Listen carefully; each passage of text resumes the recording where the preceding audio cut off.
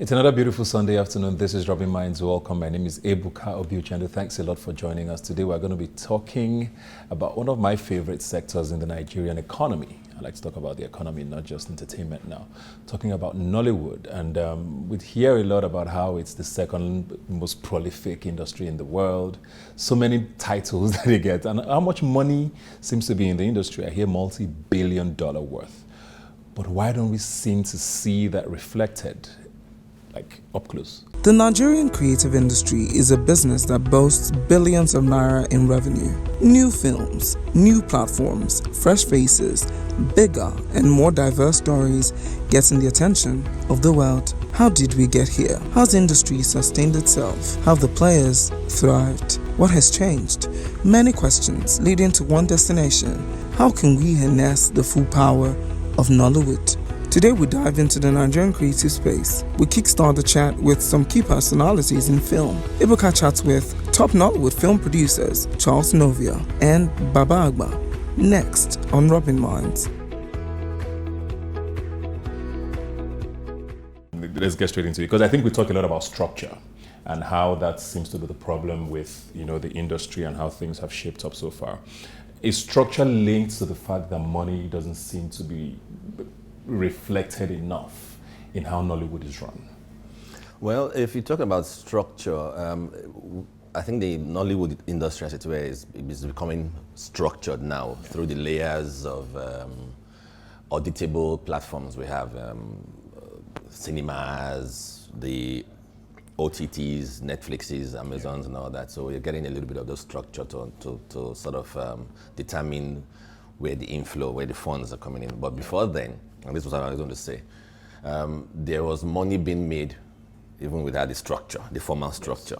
And if you, even by the time, what's his name, Leke Alda did a sort of study on Nollywood some 10 years ago, 2007 I think, or thereabouts, and his report was that it was at that time what he could find from the structureless industry then, that it was projected to have done about $800 million then. Wow. Yeah. So I think right now it could be triple that or more than that in that regard. So yes, we have to follow the whole templates, the world templates in terms of structure, because when you are auditable, you sort of encourage more investments into the industry.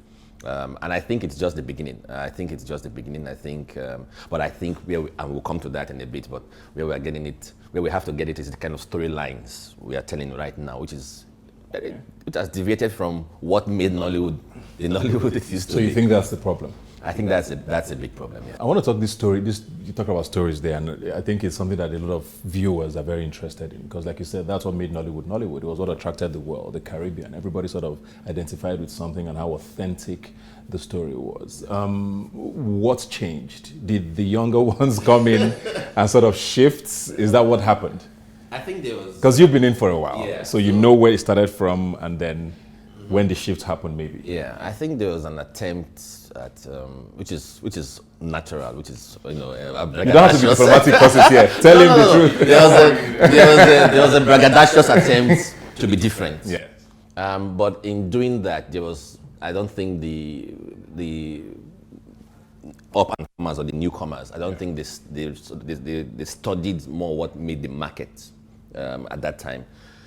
What makes a film with Richard Mofe-Damijo or Genevieve or Murtala sell and becomes such a huge hit across the African continent or all over the world that would get people even in the Caribbean rushing to buy it than what will make a present film, a box office film right now with any of those stars, just a tepid hit. It's something you need to really study. Yeah.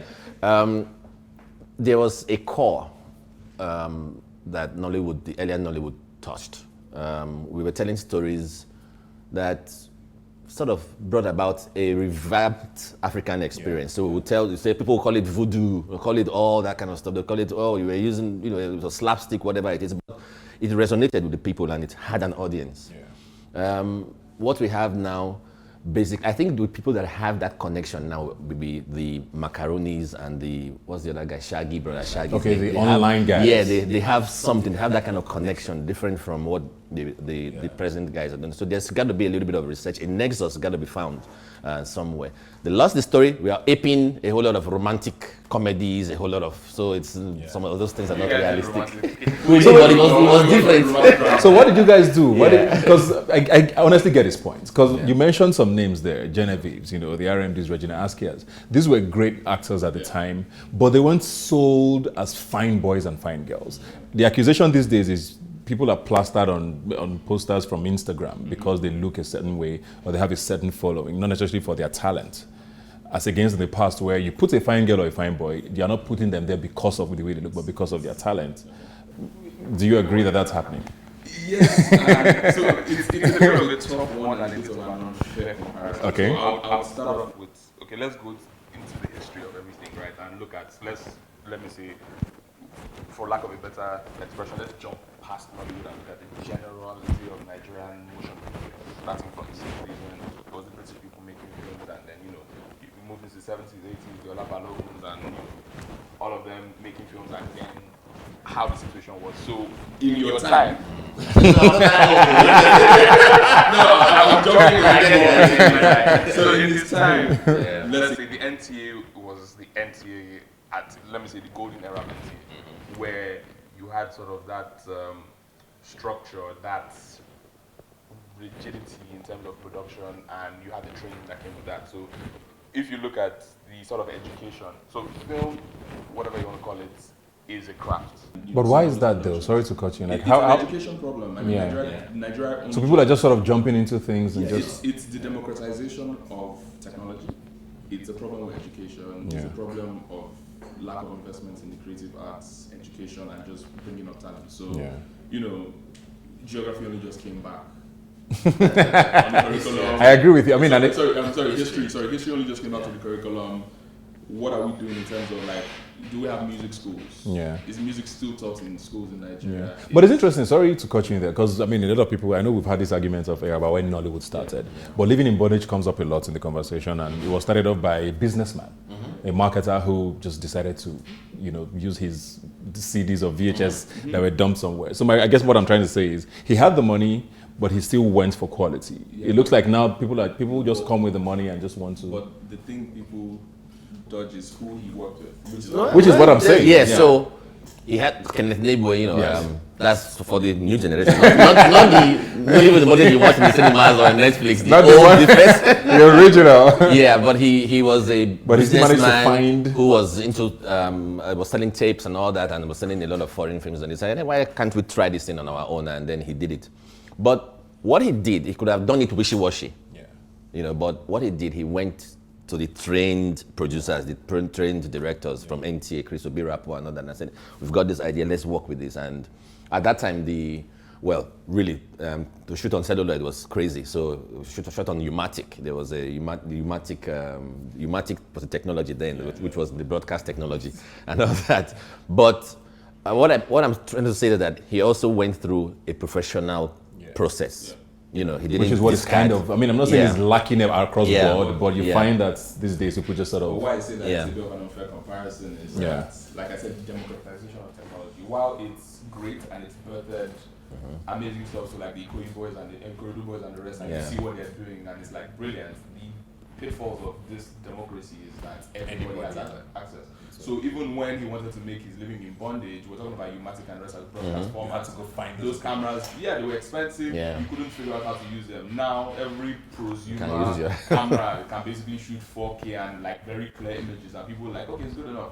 So you couldn't back then say I wanted to make a film and just go and shoot. Now you can. But I think the essence of what it also is that everybody is shooting, but I don't know whether they're thinking of the audience anymore. Okay. Just let me shoot. That's where the problem is. That's where that sort of craft and profession comes in. Because it's not just everybody has a story to tell. But if your profession is storytelling, it takes on a different. It's just like so everyone can cook, but a chef is different. Okay, I get you. Let's talk COVID now. Right.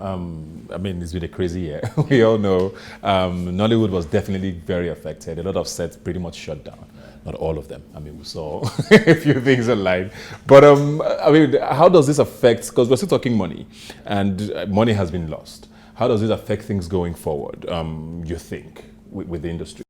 Well, I think there's a resilience again that I have to bring that up in Nollywood or in the creative industry, and I think So cinemas are still go shut. through it. Yeah, cinemas are And shut. even So if- the bad part of it. But that's a microcosm. That's of the general industry. Although That's- it's bad, but you have to know take it. they'll bounce back. But at least the general industry, the larger industry, will bounce back. But it's affecting a certain spectrum of the industry. I mean, we at a point in time, a whole lot of us in some platforms have had to raise money for. Because the subsistence level in the industry is just like you see the artisans, you see it's just like the artisans, the everyday artisans you see. It's a daily, for most people, it's a daily set to set and all that. So it's affected, but I think one way or the other, there was a creative industry committee set up, and hope the government would also come to that. Because there's been interventions across the world for Yeah. different sectors. In Nigeria, we've heard about palliatives, but the creative industry, there was a 7 billion conversation I was doing sometime earlier in the year. I don't know if it ever happened. Is that important for government to sort of step in and... I mean, the government has always needed to step in at some point anyways, but is it urgent now? They are stepping in other sectors. There's no need. Yeah. There's no reason why they shouldn't step in the entertainment industry in the essence where we have to get the economic value. Let me putting you guys on the spot a bit. Nollywood has been around for quite a while. I mean, the Nigerian film industry is decades old. When Living in Bondage happened and the home video industry became a thing up until now, the Nigerian movie industry was shining. Music came up a few years later and seems to be the baby of everybody now. Internationally, the Grammy nominations are happening all of a sudden. And conversations about featuring certain artists internationally doesn't sound so far-fetched anymore. Beyonce is in the conversation. Do you guys feel left behind? No, I don't think so. I think they're both sectors are ancillary and they are related. They are cousins, if I put it that way. When Nollywood was doing its own travel around the world, the music industry was trying to find its own feet, and I think the music. But it seems like they've now. Yeah, because I think I was handed over to the music guys too as well. There's a certain dare factor that they have, which is also backed by finance, wherever the finance comes from. I'll drop a bit further, not to make anyone feel a certain kind of way, but to be fair, it's easier to do with music. Yeah. So music is cheaper compared to film to produce. Music is cheaper compared to film to distribute. Music is easier. So, I mean, to be honest, we don't... Conversations around music are easier to No, have. not just let's look at money, right? We're here to talk about money. Forget about whatever you want to do in terms of creation. It makes no sense if you can't make money back. So the question is how do you monetize your content? Yeah. We all know about piracy, so you can't sell CDs, you can't sell films on the streets or anywhere, it's gone. So everything has gone digital or some other sort of platform. Now, how much does it cost to make an album? How much does it cost to make a film? Yeah. The next thing is, okay, let's do internet, online, Apple Music, the proliferation of platforms and people using the internet. It's easier to stream a song than to stream a film. Easier to stream a whole album than a film. So at the end of the day, they monetize quicker. Musicians can perform at shows. Filmmakers can Have to sell films.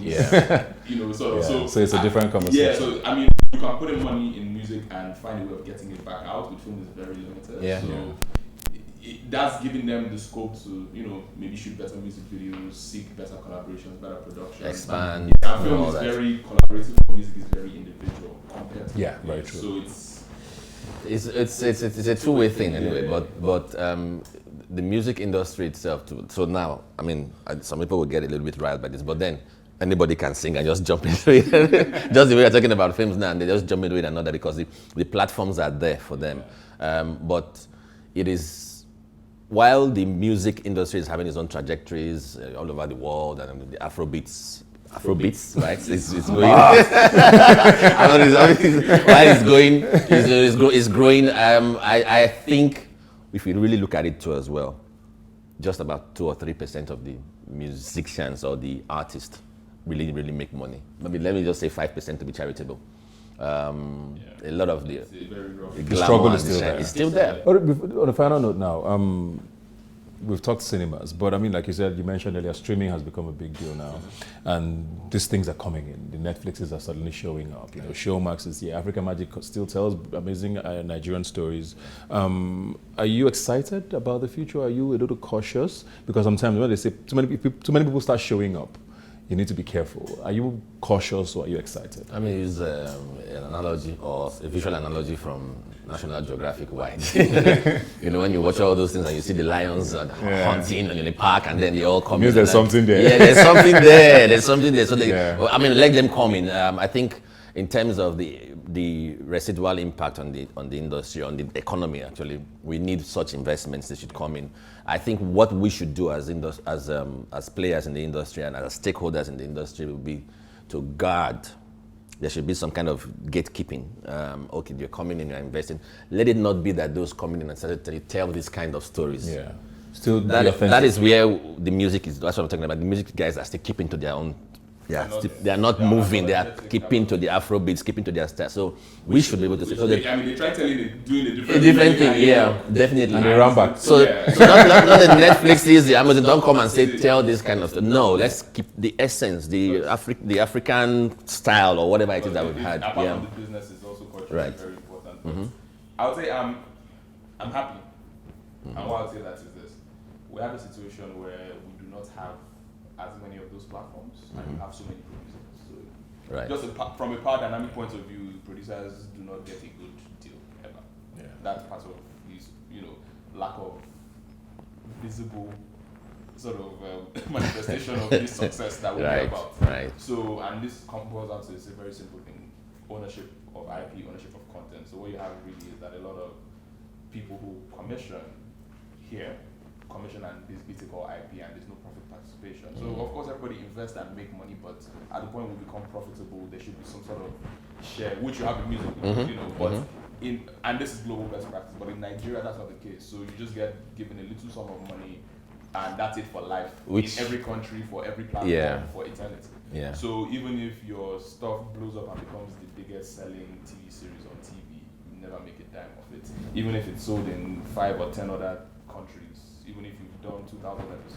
You've sold it. Yeah, but which should not ever happen. I think that should change actually among the. I mean, I think that should change. There's a hunger factor. A hunger. But I guess this should change. What happens is what happens is when you have a lot more of these guys coming in, it brings competition, and that's when sort of these negotiations can start happening. Yeah, I mean, Hollywood is a place.